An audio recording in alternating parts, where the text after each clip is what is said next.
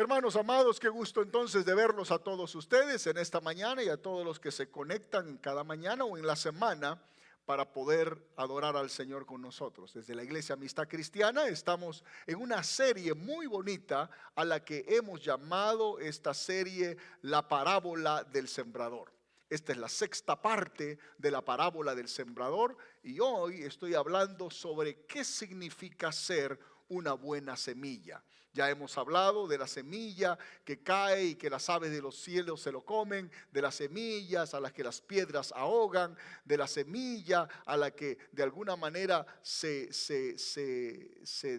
seca, pero en esta mañana vamos a hablar acerca de la buena semilla. La semana pasada comencé diciéndoles a ustedes, hermanos, que la buena semilla es realmente poca. Una parte pequeña son los fieles y son la buena semilla. Y también les dije la semana pasada que la semilla tiene que dar fruto, que el fruto es la esencia que hay en la vida del cristiano. Y cuando hablamos del fruto, hermano, en la vida del cristiano, la pregunta es, ¿qué tipo de fruto es que Dios realmente quiere que nosotros demos?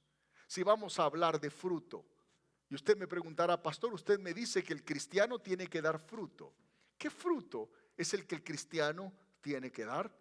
Entonces vamos a preguntarle esto al apóstol San Pablo. Vamos al libro de Gálatas, capítulo 5, versos 22 al 26. El apóstol San Pablo nos va a hablar acerca del fruto que el cristiano tiene que dar. Gálatas, capítulo 5, versos 22 al 26. Gálatas 5, 22 al 26. Y la palabra del Señor lee, y lo leemos en el nombre del Padre y del Hijo y del Espíritu Santo. Amén. Mas el fruto del Espíritu es amor, gozo, paz, paciencia, benignidad, bondad, fe, mansedumbre, templanza. Contra tales cosas que dice, no hay ley. 24. Pero los que son de Cristo han crucificado la carne con sus pasiones y deseos. 25. Si vivimos por el Espíritu, andemos también por el Espíritu. Verso 26. No nos hagamos vanagloriosos, irritándonos unos a otros, envidiándonos unos a otros. Entonces, hermanos, ya sabemos en esta mañana el fruto que Dios anhela de nosotros los cristianos. El apóstol Pablo nos habla no de frutos, sino de un solo fruto. Y ese fruto tiene diferentes etapas o niveles. Y ese fruto exige que nosotros tengamos amor, 1, gozo, 2, paz, 3, paciencia, 4, benignidad, 5, bondad, 6, fe, 7, mansedumbre, 8, templanza, 9. Hay 9 manifestaciones del fruto del Espíritu. Y contra tales cosas, quien se levante contra la vida de un cristiano que refleja este fruto en su vida, nadie podrá contra usted. Pero hermanos queridos, ya sabemos que eso son las manifestaciones del fruto, pero ¿cómo se producen ese fruto? ¿Cómo nacen en nosotros? Ya sabemos lo que nosotros tenemos que producir, pero ¿cómo nace este fruto en la vida cristiana? Hay 4 cosas que Dios pide de nosotros para que ese fruto comience a desarrollarse en nosotros. Número 1, Dios nos pide crucificar la carne con las pasiones y con los deseos. Si nosotros queremos que ese fruto tenga manifestación en nuestra vida, tenemos que crucificar nuestra carne con las pasiones nuestras y con los deseos nuestros. En segundo lugar, si queremos que ese fruto se desarrolle en nuestra vida, tenemos que vivir por el Espíritu Santo. Tiene que haber entonces en usted un cristiano que su vida esté conectada a la presencia y a la persona del Espíritu Santo. Número 3, tiene usted que caminar en el Espíritu. Una cosa es vivir, ser vivificado, ser animado, ser alentado por el Espíritu. Y otra es hacer al Espíritu Santo el compañero nuestro que camine todos los días en nuestra vida. Y número 4, tenemos que aprender a desarrollar relaciones humanas sanas. Tenemos que desarrollar relaciones humanas sanas. No en vano Pablo dice, no nos hagamos vanagloriosos, no nos irritemos unos a otros, no nos envidiemos unos a otros. Hermanos queridos, nadie puede decir, yo tengo el fruto del amor, yo tengo el fruto de la paciencia, yo tengo el fruto de la templanza, habiéndose peleado con todo mundo. Nadie puede decir, yo me gozo el lunes, yo me gozo el martes, yo me gozo el miércoles, pero en casa se pelea con todo mundo. En el trabajo lo conocen por tener el genio y el carácter o el temperamento más complicado. Nadie puede dar muestras de que este fruto está en su vida si sus relaciones humanas no son sanas. No podemos nosotros dividir la espiritualidad de la iglesia de las relaciones humanas de nuestro diario vivir. Es más, el primer mandamiento es: amarás al Señor tu Dios con todo tu corazón, con toda tu mente, con todas tus fuerzas, y a tu prójimo como a ti mismo. No puede usted llamarse un cristiano de iglesia o llamarse un cristiano de devoción espiritual si sus relaciones humanas con otros son relaciones humanas que están en decadencia. El apóstol Pablo entonces en Gálatas nos pide que si vamos a desarrollar ese fruto que tiene 9 manifestaciones, tenemos entonces que crucificar la carne con sus pasiones y deseos. Tenemos que vivir por el Espíritu Santo, tenemos que caminar por el Espíritu Santo y tenemos que desarrollar relaciones humanas sanas. Ahora, volviendo a Mateo 13, que es donde estamos leyendo nosotros la parábola del sembrador, en Mateo capítulo 13, donde estamos, el versículo 8. Mateo capítulo 13, el versículo 8. El Señor Jesús dice, pero parte cayó en buena tierra y dio fruto. Hasta ahí estamos bien, ya sabemos cuál es el fruto. Pero luego dice, dio fruto cual a 100, 60 y cual a 30 por uno. Estoy en Mateo 13:8. Esto, hermanos, significa que la vida cristiana es saludable cuando hay crecimiento y cuando hay multiplicación. Hermanos, todos los que estamos aquí somos padres, ¿verdad? Padres y madres. ¿Qué es lo que a usted le da alegría en sus hijos cuando los ve qué? Los ve crecer. Si su niño tiene 2 años, bueno, usted cree que es del tamaño de 2 años. Pero si tiene 15 años y sigue con el tamaño de 2 años, ¿qué es lo primero que usted va a pensar? Ups, aquí hay un problema. El crecimiento humano está ligado a la salud humana. Yo sé que hay algunos más altos que otros, pero dentro del rango normal, el ser humano tiene la responsabilidad y la necesidad de crecer, porque eso muestra que es saludable. Pero también es parte natural de nuestra vida reproducirnos. Por eso que celebramos mucho cuando una pareja se casa. No solamente celebramos el hecho que se hayan casado, sino celebramos el hecho de que en el camino de su matrimonio, ¿qué van a llegar? Van a llegar los hijos. Y cuando nos dan la noticia, hace unas semanas atrás, María y Fabián, que se casaron el año pasado, el 2022, nos dieron la noticia, estoy embarazada. ¿Y qué pasó con nosotros? Nos alegramos. Y luego cuando nos dijo, va a ser mujer, nos alegramos. Y cuando nazca el bebé, nos vamos a alegrar. ¿Por qué? Porque está, hermanos queridos, dentro de la naturaleza del ser humano que el crecimiento y la multiplicación hablan de que una persona es sana. Hermanos y hermanas, en esta mañana les digo, en la vida cristiana es exactamente lo mismo. Un cristiano que no crece en la vida espiritual está enfermo. Un cristiano que no se reproduce en otros y no trae a otros para Cristo está enfermo. Y nosotros no lo entendemos de esa manera. Nosotros creemos que pues un cristiano puede estar sentado en la iglesia 10 años y tener los problemas que tenía cuando empezó la vida cristiana y no haber cambiado. Si ese es un cristiano, no es un cristiano sano, es un cristiano enfermo. Si usted es alguien que está sentado en la iglesia y nunca en los años que usted tiene ha traído a otro a Cristo Jesús y lo ha llevado a Cristo Jesús, y usted se ha encargado de animarlo, de disipularlo, de visitarlo, de llevarlo al bautismo, de llevarlo al crecimiento espiritual, de animar a su familia, si usted no se ha multiplicado espiritualmente en alguien, usted está enfermo. Suena fuerte, suena feo, pero no es normal, hermanos, en esta mañana, y se los digo en el Señor, no es normal, no está bien que tengamos en la iglesia cristianos que no crecen y que no se multiplican. La buena semilla se multiplica cual a 100, cual a 60, cual a 30 por uno.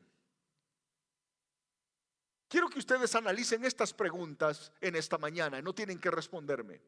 Pero quiero que analicen estas preguntas, porque estas preguntas están ligadas directamente a nuestro crecimiento, a nuestra madurez y a nuestra reproducción espiritual. ¿Has crecido en tu fe? ¿Estás madurando en la vida cristiana?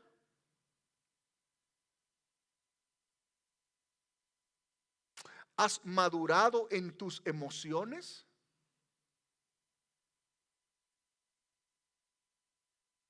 ¿Estás entendiendo más la palabra?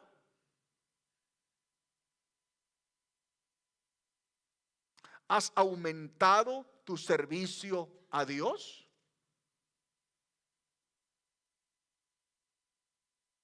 ¿Dedicas tu tiempo para servir a Dios?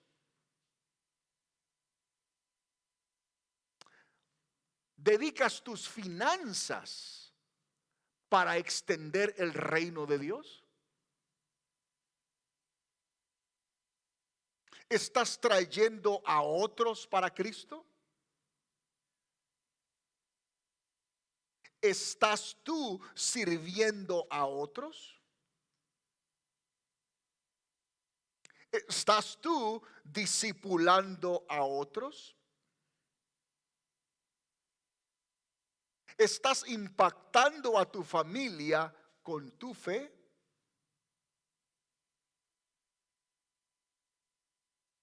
¿Estás usando los dones y talentos que Dios te ha dado? Perdón. ¿Has respondido al llamado de Dios en tu vida? Hermanos, si su respuesta es no a una o varias de estas preguntas, entonces usted y yo no seremos cristianos con la capacidad de reproducirnos o multiplicarnos en alguien. Si nunca tenemos tiempo para leer la palabra, usted no puede crecer, porque la palabra es la leche que nos hace crecer, como la leche del niño el niño tiene que tomar para crecer. Si usted no sirve al Señor en la obra del Señor, no solamente en la casa del Señor, sino en la obra del Señor, es como cuando un padre le dice a su hijo: hijo o hija, voy a salir a pasear con tu madre, o tu madre le dice a los hijos: voy a ir a hacer compras, les pido por favor que se queden aquí en la casa, limpien la casa, arreglen el cuarto, tiendan la cama, dejen todo preparado, yo ya voy a regresar. O muchas veces cuando ya crecen, los padres le decimos a nuestros hijos grandes: hijo, me olvidé de comprar aguas. Te pido por favor que cuando llegues a la casa agarres tu carro y vayas a comprar aguas. Cuando son niños espirituales, sirven en el templo. Cuando son grandes, sirven para la extensión de la obra de Dios afuera.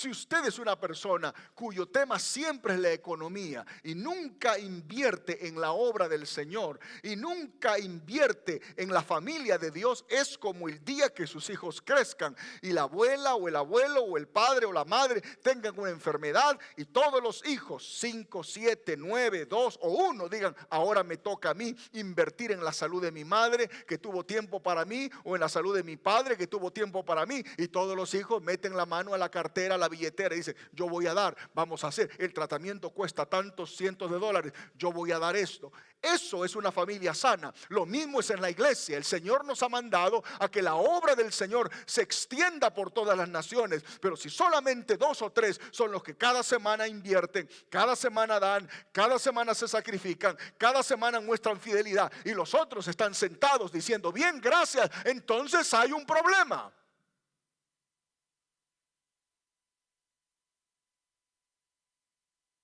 Así como a usted le enojaría profundamente que a usted como madre atendió a 5 hijos y de los 5 solamente 2 invierten y los otros 3, bien, gracias, póngase en el plano de cuánto le duele al Señor, que ha derramado su sangre en la cruz del Calvario por usted y por todo el mundo.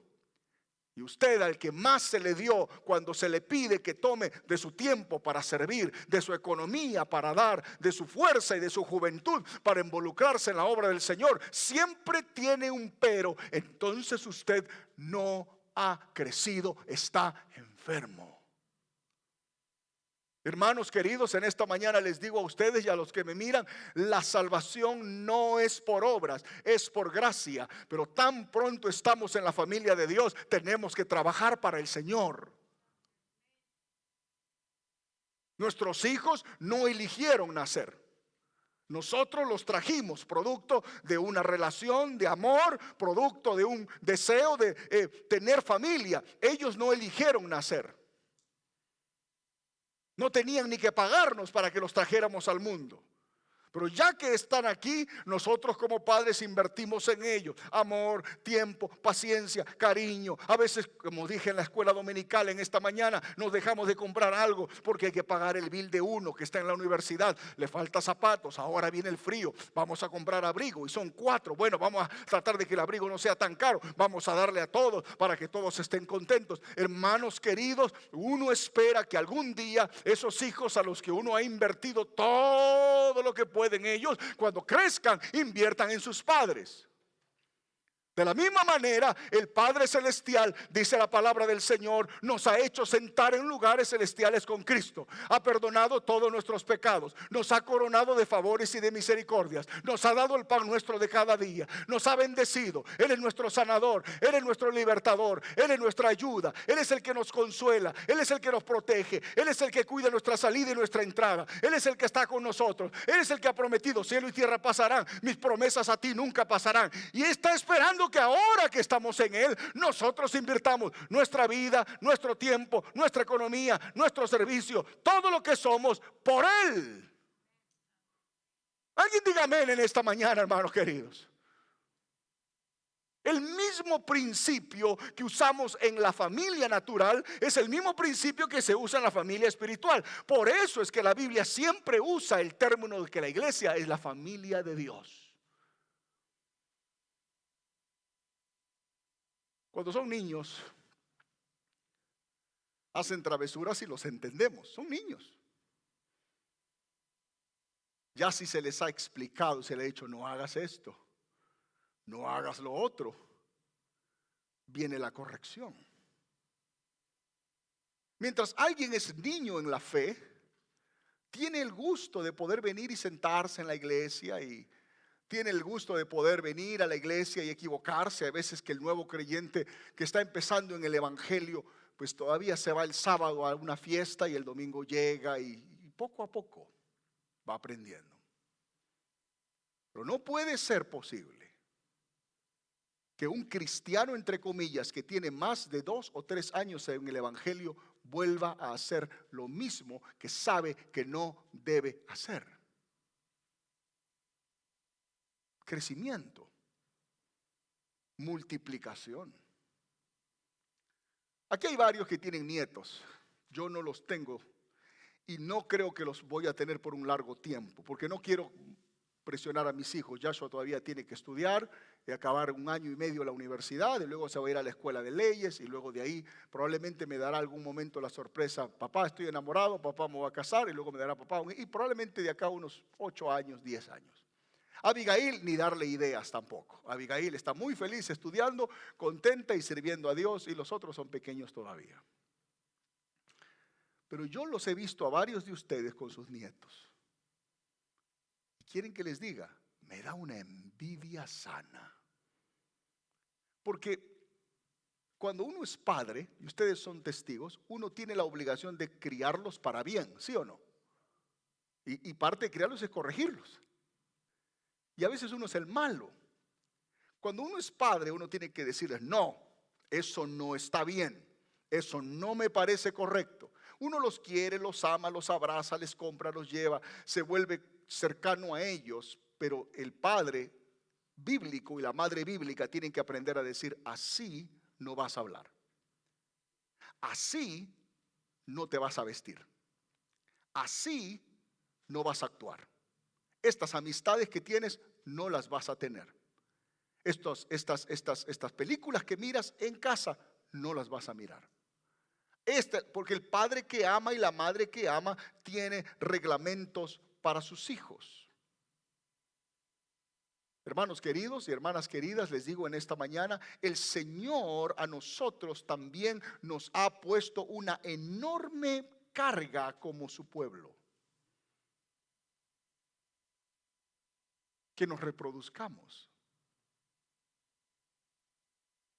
Creo que va a ser una alegría para mí el día que mis hijos estén más grandes y me traigan un nieto. Para mí va a ser una alegría. Ustedes son testigos de cómo yo me gozo viendo a sus hijos pequeños y los abrazo, porque ya no soy padre, ya no tengo responsabilidad. Si se porta mal es cosa suya. Si llora, ¿qué es lo que hago?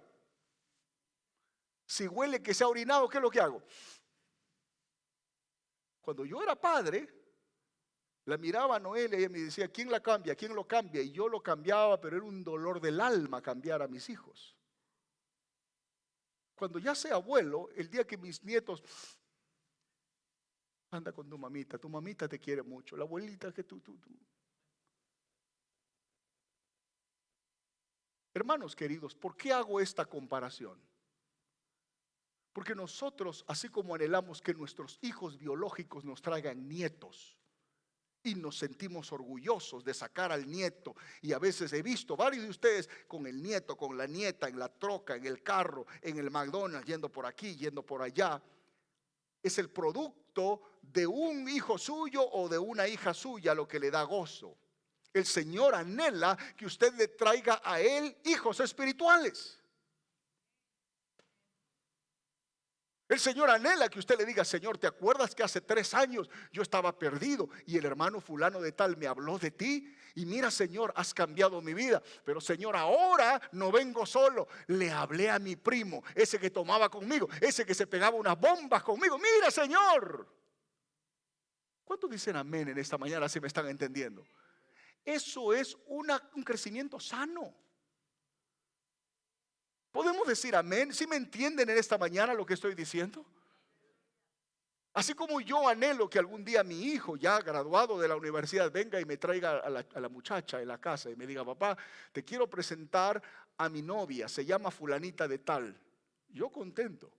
Ya si mi hija me presenta a su novio, ya es una historia totalmente diferente, pero contento.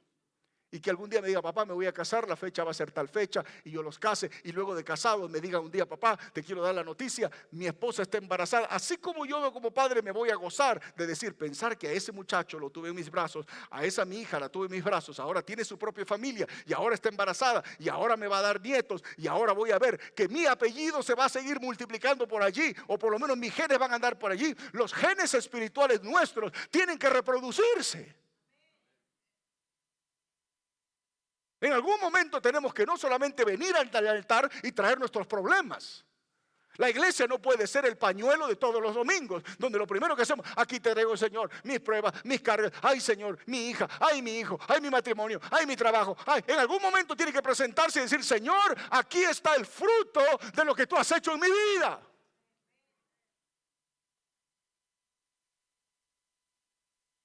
Si su hija pasara los 45 años y no se casa, ¿qué comienza usted a decir?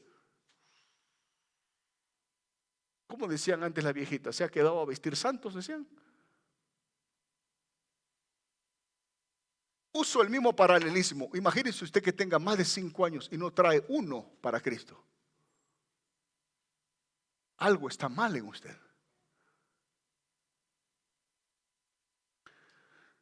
Termino con esto en esta mañana. 3 cosas pide el Señor para hacer buena semilla. En Mateo 13:23. Mateo 13:23 dice lo siguiente.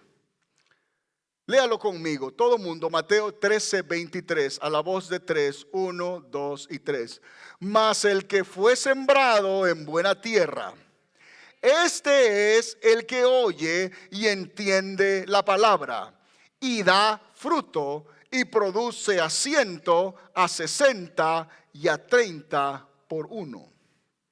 Hay 3 cosas que el Señor nos pide, hermanos, en esta mañana si nosotros vamos a hacer buena tierra. Número 1, una buena tierra oye la palabra de Dios. Una buena tierra oye la palabra de Dios. Así como un buen hijo, una buena hija oye el consejo de su padre y de su madre.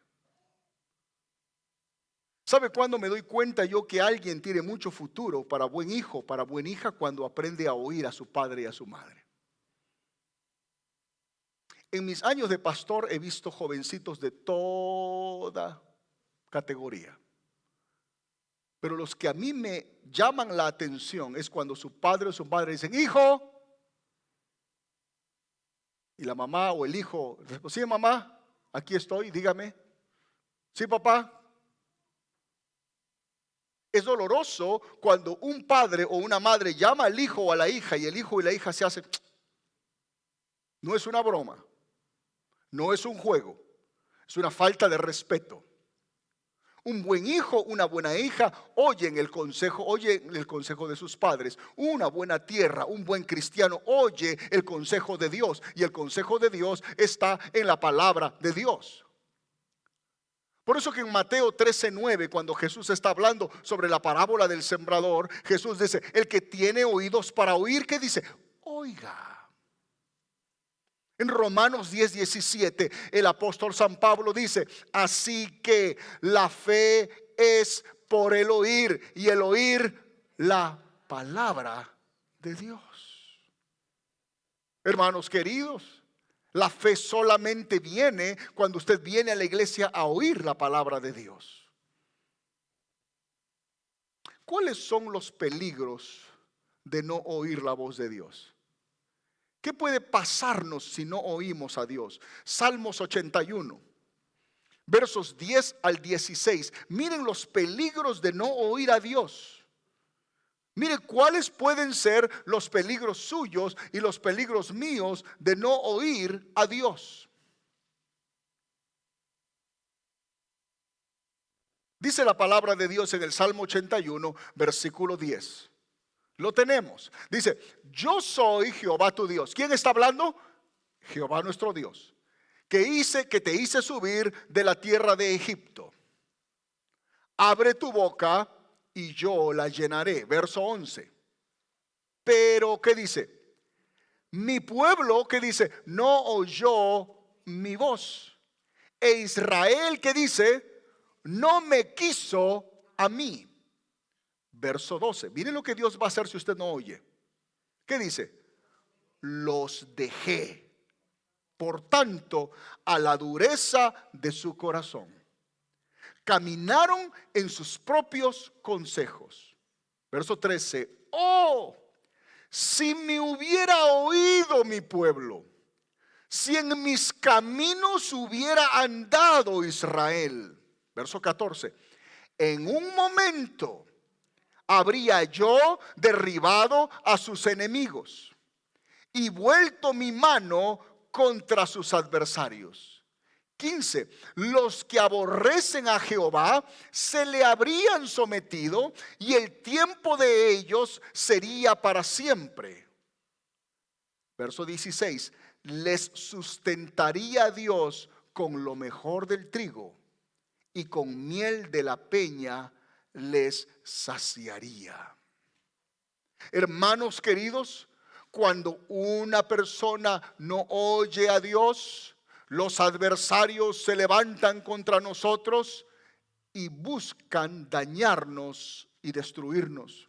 Cuando un cristiano no oye a Dios, entonces uno no puede permanecer para siempre. Cuando un cristiano no oye a Dios, el sustento nuestro de cada día comienza a limitarse cada vez más. Cuando uno no oye a Dios, entonces uno nunca se sacia de nada. No hay gozo, no hay paz, no hay tranquilidad, no hay descanso en la vida y en el hogar de alguien que no oye a Dios. Mi pregunta en esta mañana para ustedes: ¿está usted oyendo a Dios? La segunda característica de una buena semilla es que una buena tierra entiende y obedece la palabra de Dios. Lo primero que les dije era que una buena tierra oye la palabra de Dios. Lo segundo es una buena tierra entiende, obedece la palabra de Dios. En el libro de Santiago, capítulo 1, versículos 22 al 27, la Biblia nos habla de la importancia de oír la palabra de Dios. En el verso 22 de Santiago dice la Biblia: pero sed hacedores de la palabra y no tan solamente oidores, engañándoos a vosotros mismos. Porque si alguno es oidor de la palabra, pero no hacedor de ella, este es semejante al hombre que se considera en un espejo su rostro natural. Porque él se considera a sí mismo y se va y luego se olvida cómo era. Mas el que mira atentamente en la perfecta ley, la de la libertad, y persevera en ella, no siendo oidor olvidadizo, sino hacedor de la obra, este será bienaventurado en lo que hace. Si alguno se cree muy religioso entre vosotros y no refrena su lengua, sino que engaña su corazón, la religión del tal es vana.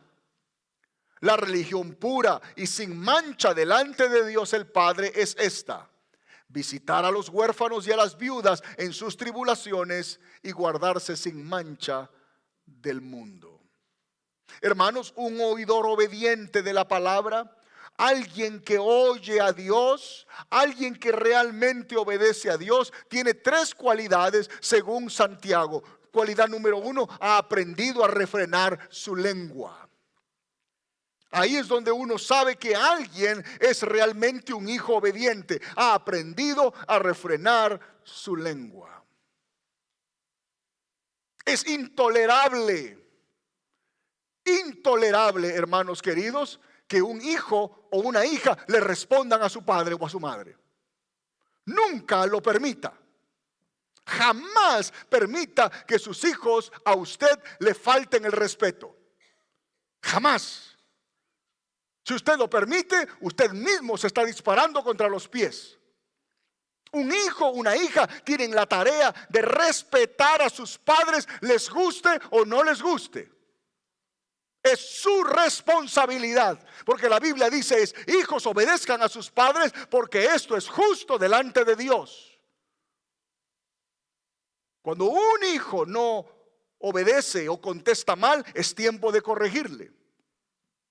Yo aún recuerdo, tenía 15 años, cuando en una oportunidad mi mamá siempre ha sido un carácter muy especial en mi vida. Muy querida, pero también muy fuerte. Tenía 15 años, ya empezaba a peinarme diferente, ya me sentía mucho más grande y me sentía que no tenía que de alguna manera estar bajo la presión que había tenido de niño.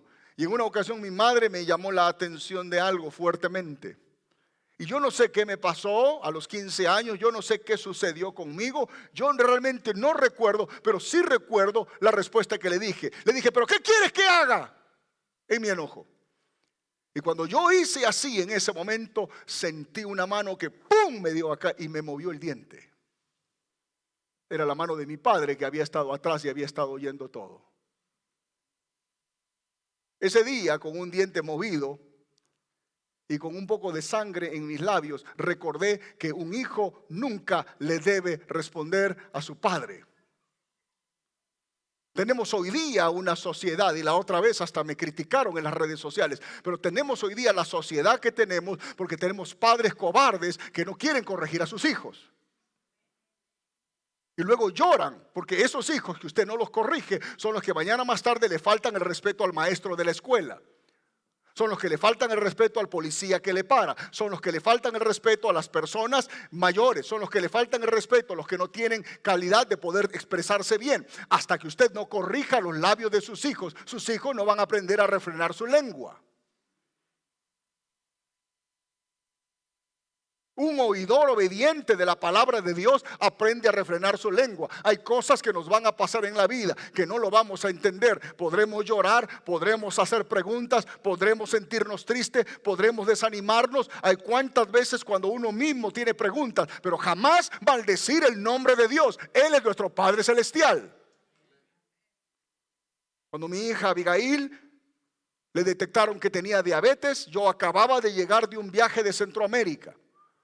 En el calor de Centroamérica, bautizando un montón de personas, habiendo predicado, durmiendo en una cama, en un colchón que me pusieron sin aire acondicionado. Llegué cansado. ¿Para qué? Para luego darme cuenta que mi hija Abigail, la que yo siempre he querido porque es la que más se parece a mí, tiene diabetes. Y cuando el doctor dijo, esta diabetes es para siempre, toda su vida va a ser una diabética. Su diabetes es número 1, tiene que vivir con insulinas. No hay manera de cambiar esto. Lo primero que me vino a mi cabeza fue decir, este es el Dios al que tú sirves, este es el que tú predicas. Mira cómo te paga. Tú le has dado tu vida, tú le has dado tu juventud, tú le has dado tu economía, tú has expuesto a tu familia. Mira cómo te paga. Y en ese momento, en un momento de enojo, uno puede decir, entonces ¿para qué? Hermano, jamás hable de Dios.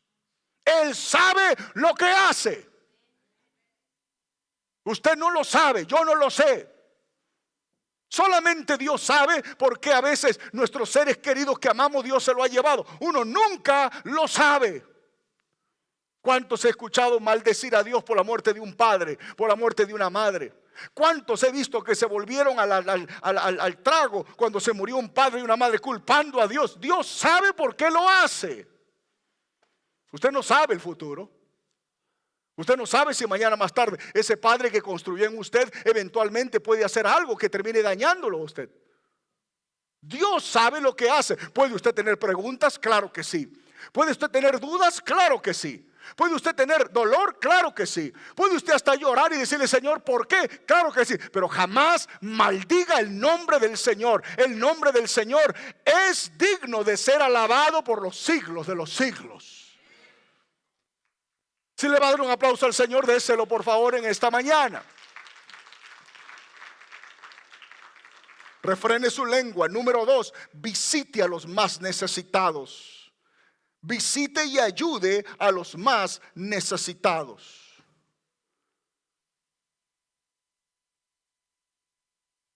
Acabamos de leer a Santiago. Y el apóstol Santiago nos está diciendo a nosotros que la verdadera religión nuestra no es el culto dominical. Que la verdadera religión nuestra ni siquiera son los cánticos tan hermosos que este ministerio de adoración canta. Que la verdadera religión nuestra ni siquiera es aparecernos el domingo. Esto nos prepara a nosotros.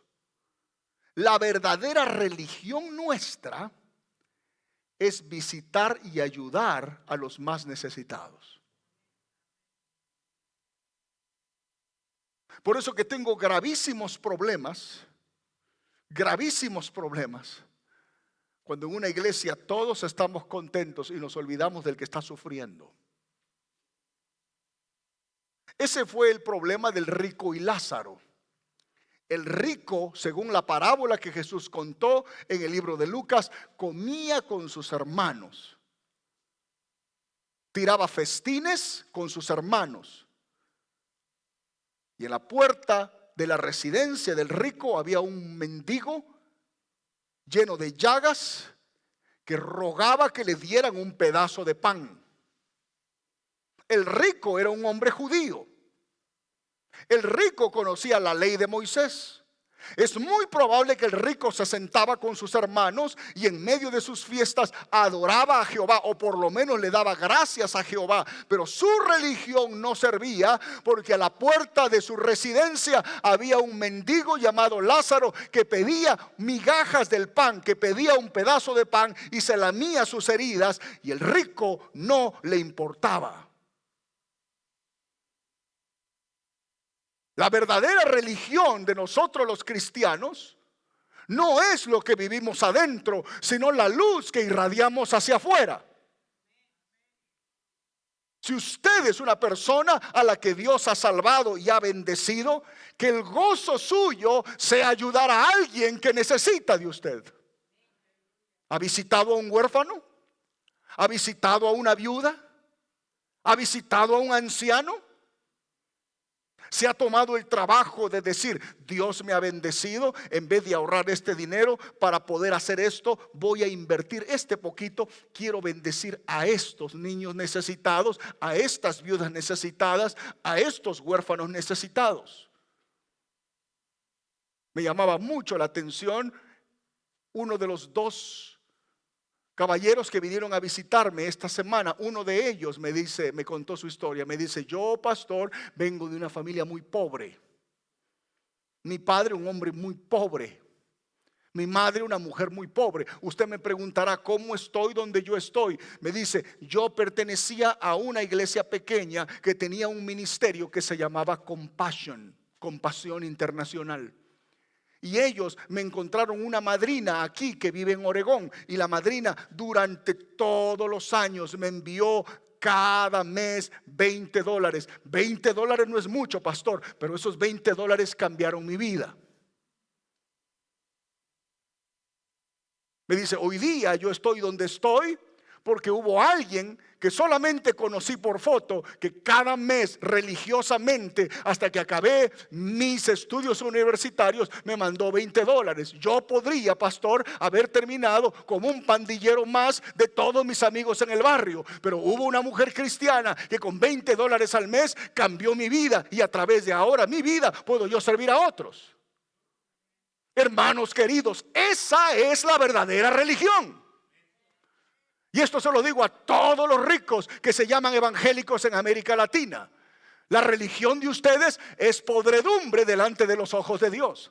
Si la religión suya son carros de último modelo y viajes en primera clase y yates y aviones y empresas y sentirse mejor que los demás y relojes de última generación y cosas para sentirse mejor que otros pastores, que otros evangelistas, y si usted llega a la iglesia para que sus ahorros en el banco crezcan y usted no ha compartido lo que usted tiene, su religión está muerta y vacía. La verdadera religión del cristiano es: Dios me ha bendecido para bendecir. ¿No le enseñamos eso a nuestros hijos?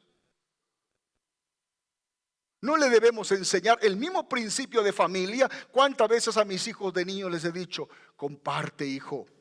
Si tú vas a la escuela y ves que hay un niño, cuando vivíamos en el Perú llevan su lonchera. No hay el almuerzo como acá. En el Perú llevan su loncherita con su pancito, su frutita, me acuerdo que Noelia le hacía sus loncheras y les ponía su pan, su huevo hervido. Yo no sé por qué le ponían ese huevo, puede ser peligroso, pero era un huevo hervido, y le ponían sus juguitos y llevaba su lonchera, y a veces iban con sus loncheras contentos. Hasta ahora tengo idea, Joshua era un niño, llevaba su lonchera, y Abigail llevaba su lonchera. De niño en el auto los llevaba y les decía: si ustedes llegan a ver que en la escuela hay un niño que no tiene algo, que no tiene pan, que no tiene algo, compartan lo que tienen, porque si ustedes lo hacen ahora, algún día la vida da vueltas, ustedes van a necesitar que alguien los bendiga a ustedes. Si nosotros se lo enseñamos a nuestros hijos en la casa, si nosotros le enseñamos a nuestros hijos: el día que tú seas alguien importante, se lo tiene que enseñar desde que son niños. El día que tú seas alguien importante, sirve al más necesitado, ama al que no tiene, acércate al que huele mal, ayúdalo y bendícelo de la misma manera que Dios te ha bendecido a ti. Si nosotros se lo enseñamos a nuestros hijos en la casa, es la misma demanda que Dios tiene para nosotros en la familia de Dios.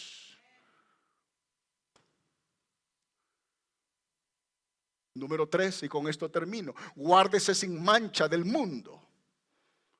Guárdese sin mancha del mundo. Santiago nos está diciendo que la verdadera religión no solamente es visitar a los huérfanos y a las viudas en sus tribulaciones, sino guardarse sin mancha del mundo. Cuando alguien hace eso, es un buen hijo porque obedece la palabra de Dios. Les he dado dos características básicas de una buena semilla. Una buena semilla es alguien que oye la palabra de Dios. Número dos, una buena semilla es alguien que entiende y obedece la palabra de Dios. Y número tres, con esto termino, una buena semilla, una buena tierra produce frutos de la palabra de Dios.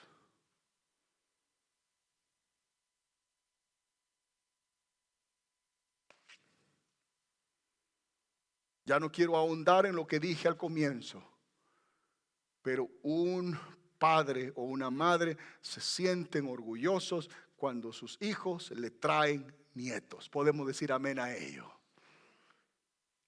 Mientras me ponen la música, imagínense ustedes, vamos a ponernos, casi todos estamos por la misma generación. Yo soy un poquito más viejo que ustedes, 46 años, pero no tan viejo. Viejito, pero no tan viejito. Estoy en mi mejor momento. Siempre digo, estoy como el aguacate. Estoy listo para la ensalada. Un buen aguacate. No estoy duro, esos que no se pueden comer, que parece un tronco, y tampoco estoy aguado. Estoy en mi mejor momento. Los que estamos en 40 están en su mejor momento. Que no le digan lo contrario, ¿eh? Pero una cosa que yo siempre le digo, y me imagino que ustedes y los otros lo vamos a disfrutar porque nos vamos a ver algunos años, es la etapa de los nietos. Yo voy a ser testigo cuando Hugo me traiga a sus nietos y yo lo voy a ver a él, la cara le va a cambiar, estoy seguro. Ahorita está muy joven para eso. Pero de unos 15 años, ustedes van a ver a Hugo de abuelo o a Araceli de abuela. Suena fuerte, pero es una bendición, es una honra. De aquí a unos 10 o 15 años vamos a ver a Juanito de abuelo. Y yo los voy a ver. De aquí a unos años vamos a ver a Clarita de abuela. Clarita no ha venido hoy día, ¿verdad? ¿Dónde está mi Clarita? Hoy día se ha pasado. Está sirviendo hoy día mi Clarita. De aquí a unos años voy a ver a Leti de abuela. La cosa cambia. A Natasha de abuela, imagínate Natasha que vengan y te traigan tu Ricardo. Uy, se te va a caer el mundo. Más aún si tu nieta se parece. Uy, se te cae el mundo. Será para que a Ricardo le crezca cabello. También va a ser toda una cosa maravillosa eso.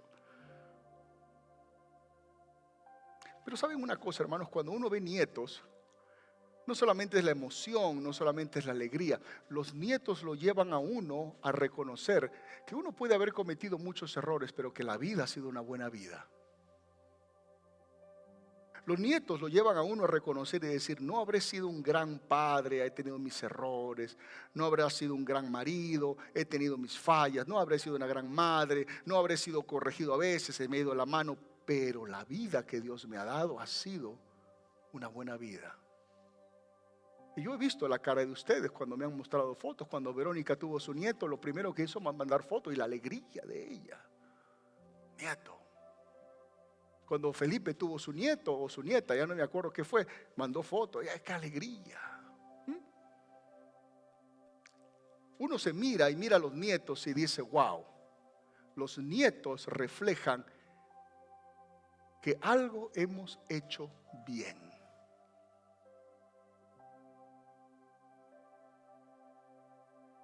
¿Sabe lo que le goza a un pastor, a un hombre de Dios que les ha predicado el evangelio durante tantos años ya? Que algún día, cuando estas piernas, a veces estas piernas duelen, esta espalda duele, como en esta mañana que estaba haciendo un poquito de ejercicio. Que algún día, cuando yo ya no pueda caminar muy bien o cuando los líderes de aquí sean mayores, podamos ver nietos espirituales predicando la palabra del Señor. Y que podamos ver, pensar que ese muchacho llegó a la iglesia y nadie daba un peso por él y míralo ahora. Pensar que esa chiquita llegó y todos la miraban medio raro y mírala ahora. ¿Sabe lo que significa eso? Significa que la familia siempre está adelante. Hermanos queridos, en esta mañana les digo, el más grande gozo que yo voy a tener como pastor, cuando pasen los años, no es todos los domingos estar parado aquí hablando y a veces con las piernas que... Mi más grande gozo es cuando nuestros hijos espirituales canten, alaben, adoren, prediquen, enseñen la palabra de Dios. Cuando ya este cuerpo que todavía viaja, y yo, ustedes saben, yo soy un misionero, agarro mi mochila, yo me voy, yo viajo, camino, a veces he tenido que dormir en lugares feos. La última vez que estuve en Honduras, no les estaba contando que me estaba bañando, porque yo no puedo vivir una noche sin bañarme, y me estaba bañando, y en eso el agua fría, es un calor, y unos sapos estaban saltando alrededor mío, conmigo, estaban al lado, yo estaba asustado, no sé qué hago, si grito, los pastores se van a reír de mí, y dije, Señor, en el nombre de Jesús, estos sapos son hermanos en la fe. Bueno, vamos a bañarnos juntos. Todo eso que yo he enfrentado, lo hago creyendo que algún día ya no lo voy a tener que hacer. Sus hijos lo van a hacer. Algún día sus hijos y los hijos de sus hijos lo van a hacer. Y van a decir, mi padre, mi madre me enseñaron a amar las misiones. Se tomaban su semana de vacaciones de su trabajo, que podrían irse a Cancún, que podrían irse, no sé, a Varadero, que podían irse a Santa Marta. Tomaron una semana para agarrar su mochila y meterse en la selva de Bolivia o de la selva de Colombia, o meterse en la sierra del Perú, o meterse allá en los lugares más humildes del Salvador, de Guatemala, de Honduras, llevando el mensaje de salvación. Allá en la sierra yo anhelo llegar a Chiapas, a Tabasco, a Oaxaca. ¿Cómo me gustaría, hermano, que algún día nuestros hijos puedan decir, eso lo aprendí de mi padre, lo aprendí de mi madre, ellos ya no están ahora, están con el Señor, lo aprendí de mi abuelito, lo aprendí de mi abuelita, ellos están con el Señor, pero ahora Dios me ha bendecido. Eso es realmente ser una semilla que se ha reproducido y que trae frutos. Ese es mi anhelo, ese es mi sueño, y ese es el sueño sobre todas las cosas que Dios tiene para su iglesia. Una buena tierra siempre produce frutos. Cielo y tierra pasarán, pero mi palabra, dijo el Señor, mi palabra nunca pasará. Vamos a orar.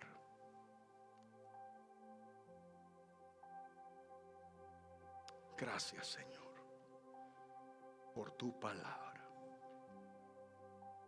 Gracias, Señor, por tu evangelio.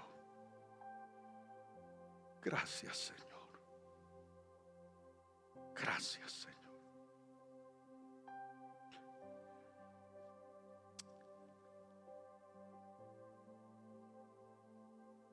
Así como mi anhelo, Señor, es de aquí a unos años tener nietos que vengan y me visiten y me digan abuelo o abuelito, me abracen y me den un beso y los engríe y los lleve a comprar, a pasear, a viajar, y los siente en mi escritorio, en mi oficina, que los lleve de viaje conmigo cuando viaje por diferentes naciones representando a mi país. De la misma manera mi gozo, Señor, y sobre todo el tuyo, es que hombres y mujeres que están aquí sentados se llenen tanto de estas enseñanzas, que vayan y revolucionen el mundo con el evangelio. Y yo recibir una llamada que me digan, pastor, estoy en Honduras, pastor, estoy en el Perú, pastor, estoy en Uruguay, pastor, estoy en Venezuela, pastor, estoy en Costa Rica, pastor, estoy en México, pastor, estoy aquí en Bolivia, pastor, estoy en el Ecuador, pastor, estoy aquí en República Dominicana y he encontrado una posibilidad de llevar un ministerio para niños, un trabajo con las iglesias, un trabajo con la gente necesitada. Eso es una buena tierra. Señor, no queremos una iglesia para tener un templo grande con gente que viene a tomar café el domingo y sentarse. No. Queremos una iglesia de hombres y de mujeres que lo den todo por ti. Todo. una buena tierra se reproduce. Y nosotros, Señor, nos vamos a reproducir. Yo, Señor, me voy a reproducir en hombres con la misma pasión que yo tengo. En mi hijo Joshua, en Hugo Sánchez, en Narciso Morgado, en otros hombres más jóvenes que van a ir apareciendo en el camino. Yo me voy a reproducir en ellos, para que ellos algún día se reproduzcan en otros, y en otros, y en otros, y en otros. En hombres y mujeres, Señor. Porque este evangelio no solamente necesita de hombres, este evangelio necesita de muchas mujeres. De muchas mujeres fieles, amorosas a tu obra, que entreguen su vida por tu obra, que complazcan al Dios del cielo y de la tierra. Este evangelio necesita, Señor, de hombres como Abraham y de mujeres como Sara. Este evangelio necesita hombres y mujeres para que puedan reproducirse en todas las naciones de la tierra. Esa es mi oración en esta mañana, Señor. Que no solamente algún día yo disfrute y mis hermanos sus nietos biológicos, eso va a ser una alegría enorme. Pero mi oración más grande es que cuando los años lleguen a nuestro cuerpo y estemos ahora nosotros sentados cada domingo viniendo a escuchar el mensaje de la palabra de Dios, veamos a nuestros hijos, a nuestras hijas, a sus esposas, a sus esposos, a sus hijos,